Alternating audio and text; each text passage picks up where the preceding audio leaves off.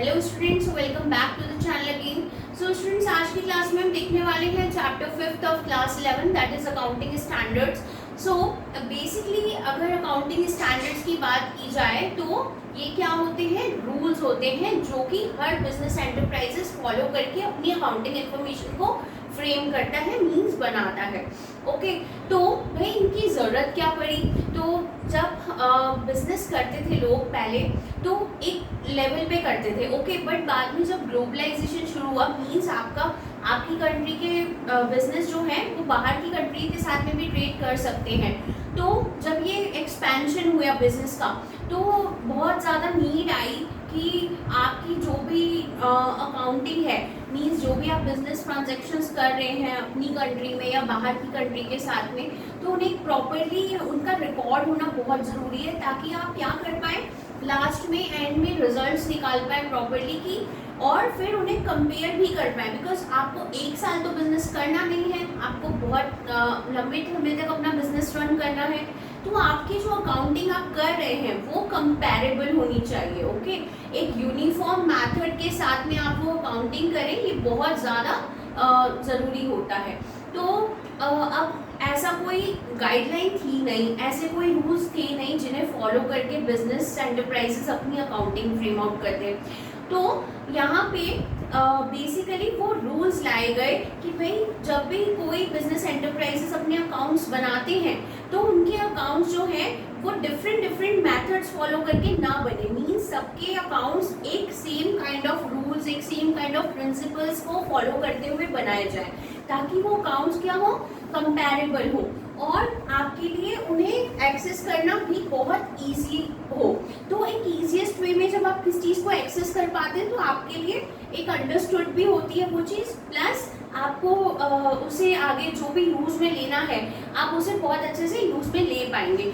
तो क्या होता है, मीनिंग देखते हैं सबसे पहले हम अकाउंटिंग स्टैंडर्ड का। तो ये रिटन स्टेटमेंट्स होती हैं जो कि क्या करती है, स्पेसिफाई करती है यूनिफॉर्म रूल्स एंड प्रैक्टिसेस को, okay, for preparing the financial statement. भाई ऑब्वियसली आप क्या बनाते हैं, फाइनेंशियल स्टेटमेंट्स बनाते हैं अपने बिजनेस एंटरप्राइजेस की।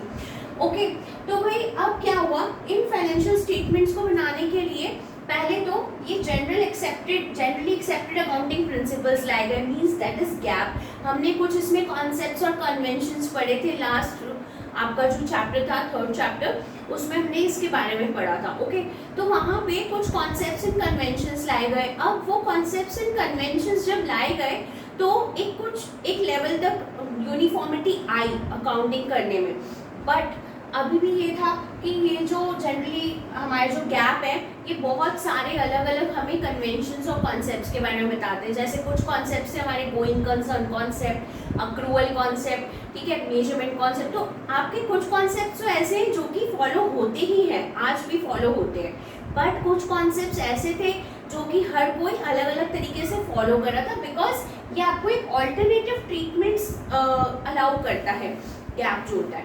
ओके, तो अब फिर भी प्रॉब्लम आ रही थी कि भाई अभी भी लोगों में यूनिफॉर्मिटी आई नहीं फाइनेंशियल स्टेटमेंट्स बनाने में। तो इस प्रॉब्लम से ओवरकम करने के लिए सोचा गया कि भाई इन्हें एक स्टैंडर्डाइज करना पड़ेगा, इन्हें हार्मोनाइज करना पड़ेगा, मीन्स एक लेवल सेट करना पड़ेगा कि भाई इससे बाहर कोई ना जा पाए, ठीक है। तो ये जो डिफरेंट अकाउंटिंग पॉलिसीज थी इनको हमें स्टैंडर्डाइज करने के लिए क्या बनाई गई, एक कमेटी बनाई गई। Diverse means different accounting policies जो फॉलो की जाती थी ना, उन्हें हटाने के लिए, उन्हें स्टैंडर्डाइज करने के लिए एक कमेटी बनाई गई जो कि 29 जून 1973 को फ्रेम हुई। अब उस कमेटी का नाम क्या था, IASC means international accounting standard committee, ठीक है। तो ये कमेटी आई एग्जिस्टेंस में 29 जून 1973। भाई ये फुल फॉर्म्स जो है ना ये आपको याद होनी चाहिए बहुत अच्छे से। ओके, तो अब हुआ ये कि ये जो IASC था इसने अपना जो वर्क था वो यानी कि एपेक्स इंस्टीट्यूट्स ऑफ इंडिया को दे दिया। एपेक्स इंस्टीट्यूट है हमारे इंडिया के, ये 2 इंस्टीट्यूट्स हैं, ICAI एंड ICWAI, ठीक है। तो ICAI means institute of chartered accountant of India and ICWAI means institute of cost and work accountants of India. तो ये इसके मेंबर्स बने, ठीक है, ये IASC के मेंबर्स बने, एसोसिएट मेंबर्स। अब जो IASC थी इसने ICAI को वर्क दिया कि भाई आप जो क्या करेंगे, अकाउंटिंग स्टैंडर्ड्स फ्रेम करेंगे जिससे कि सारे बिजनेस एंटरप्राइजेस में एक कंपैरेबिलिटी, एक कंसिस्टेंसी और एक यूनिफॉर्मिटी आ पाएगी, और जो अकाउंट्स वो बनाएंगे वो हमारे लिए बहुत ज़्यादा रेलेवेंट और रिलायबल हो पाएंगे, ठीक है। तो किसने दिया ये काम? IASC ने दिया ICAI को और ICWI को, और बनाया किसने? ICAI ने। ओके, तो यहाँ तक तो आपने क्लियर हो गया। अब हम आगे देखते हैं इसके नेचर्स और objectives. Now let's learn about the nature of accounting standard and objectives of accounting standard. तो भाई देख लेते हैं पहले अकाउंटिंग स्टैंडर्ड का नेचर कैसा होगा। ओके, तो first thing is remove the effects of diverse policies and financial statement becomes comparable. जब आप डाइवर्स अकाउंटिंग पॉलिसीज को फॉलो करेंगे तो ऑब्वियसली आपकी कोई भी चीज़ कंपैरेबल नहीं होगी। भाई आप डिफरेंट चीज़ों को यूज़ करके अकाउंट्स बनाएंगे तो हर किसी के अकाउंट्स अलग होंगे, तो वो कंपैरेबल नहीं होते। तो यहाँ पे ये क्या करता है अकाउंटिंग स्टैंडर्ड, इस डाइवर्सिटी को हटा देता है और आपके अकाउंट्स जो है वो कंपैरेबल बना देता है। Okay, now next thing is uniform methods of accounting. Same kind of thing है कि भाई आपकी जो अकाउंटिंग है वो यूनिफॉर्म मेथड्स पे की जा रही है। Okay, now next is gives basis to users of financial statement on which statements have been prepared। तो आपको एक बेसिस दिया जाता है, मीन्स आपको एक किस चीज़ का फाउंडेशन दे दिया कि भाई अब इसी बेस पर आपको अपनी फाइनेंशियल स्टेटमेंट्स बनानी है या फिर अपनी अकाउंटिंग करनी है ताकि वो और रिलायबल और कंपैरेबल बन पाए। Now next is flexible. Flexibility का मतलब आपका यहाँ पे ये है कि भाई कोई भी आपके जो अकाउंटिंग स्टैंडर्ड्स बना दिए गए हैं वो ये नहीं है कि कभी चेंज ही नहीं हो सकते, बिकॉज हमारे बिजनेस एनवायरनमेंट के अकॉर्डिंग कभी कभी उसमें चेंजेस लाना भी बहुत ज़्यादा मस्ट हो जाता है, ठीक है। तो वो फ्लेक्सिबल होते हैं according to the business environment या फिर आपकी जो भी नीड्स होती हैं उसके अकॉर्डिंग आप उन्हें थोड़ा सा चेंज कर सकते हैं। Now next is prescribe preferred accounting treatment. तो अब यहाँ पे आपको एक प्रेफर्ड अकाउंटिंग ट्रीटमेंट मीन्स आपको एक बता दिया जाता है कि आपको हर चीज़ का ट्रीटमेंट किस तरीके से करना है।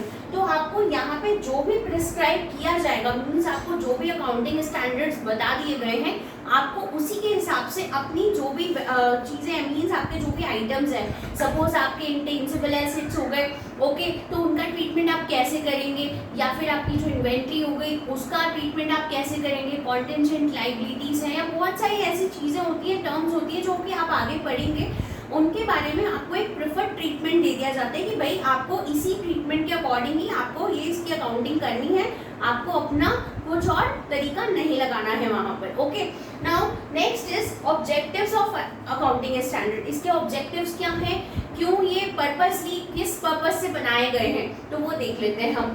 First is ensure uniformity. Uniformity ले आते हैं accounting standard because everyone is following the same standards while making accounts, okay, of their enterprise. Now next is ensure consistency।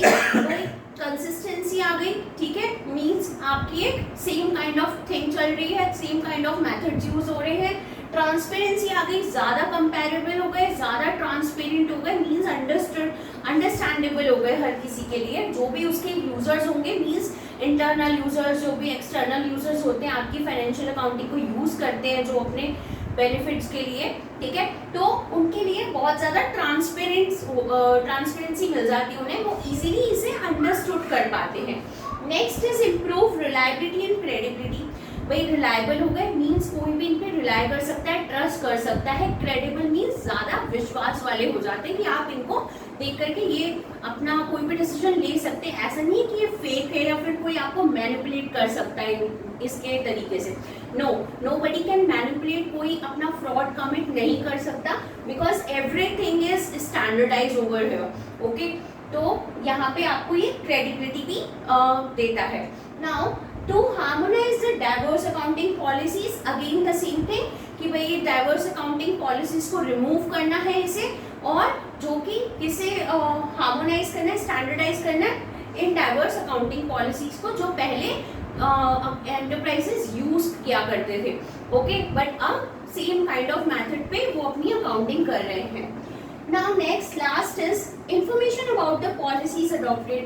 अब क्या होता है कि जो भी आपके यूजर्स हैं, ठीक है, उन लोगों को एक प्रॉपरली एक हर चीज़ का एक मेथड मालूम हो जाता है जब वो यूज़ करते रहते हैं, फाइनेंशियल स्टेटमेंट्स देखते रहते हैं। तो कोई भी चीज़ आप रेगुलरली एक्सेस करते हैं ना, तो आपको उसके बारे में नॉलेज हो जाती है ऑब्वियसली।